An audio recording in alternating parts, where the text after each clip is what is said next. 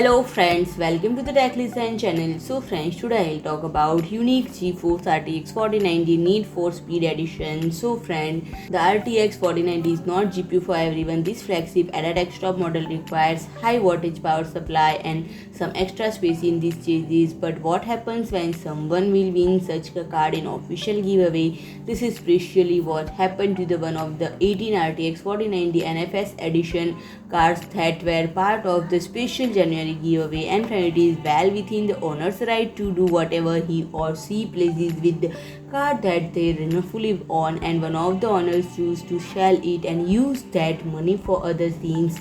And friends, since RTX 4090 is the most expensive model right now and founder edition, it is always in stock. This card can still easily be found for well over 2000 USD on many exchange sites. And friend, the January NVIDIA announced a special giveaway featuring GeForce RTX 4090 Founder Edition with a custom backplate. And friend, the backplate is not permanently attached to the card. In fact, it arrives separately.